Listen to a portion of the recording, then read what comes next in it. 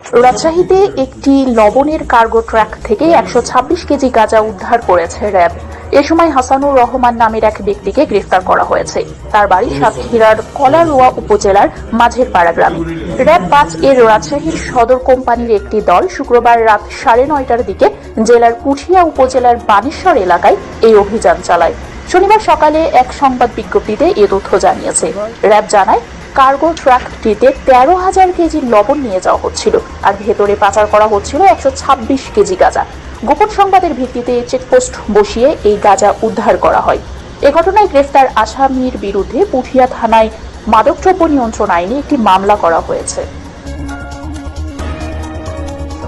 আমরা এই ফ্যামিলি কার্ডটি আপনাদের সামনে একটু তুলে ধরতে চাইছি আমাদের পরিকল্পনাগুলো, কারণ এখানে একজন সাংবাদিক উল্লেখ করেছেন যে 25 তারিখে যখন আমি এসেছি আমি একটি কথা বলেছিলাম, মার্টিন লুথার কিং এর মতন আই হ্যাভ এ ড্রিম, যেমন বলেছিল 62 বছর আগে মার্টিন লুথার কিং।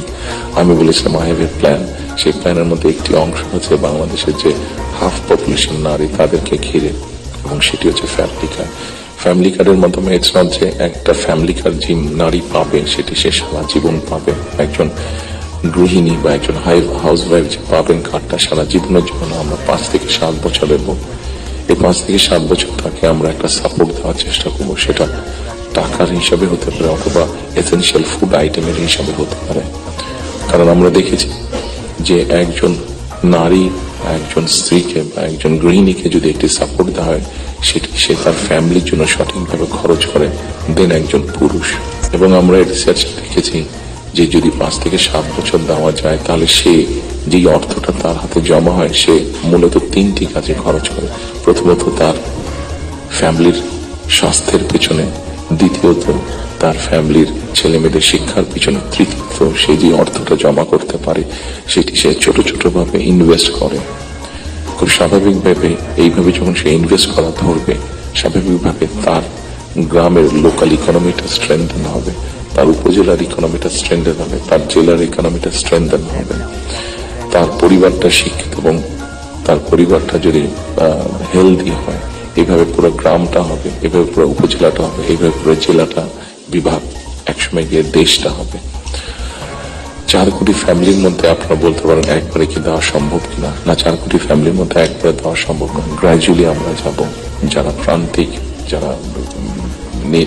যাদের নিডফুল, আন্ডার প্রিভিলেজ, তাদেরকে দিয়ে আমরা শুরু করবো। এই কার্ডটি আমরা, আপনারা জিজ্ঞেস করতে পারেন হয়তো কার্ডটি কাদেরকে দেবেন।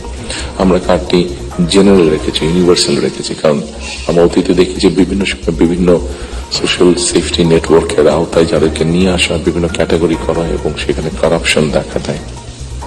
সেই জন্য আমরা এটি জেনারেল রেখেছি।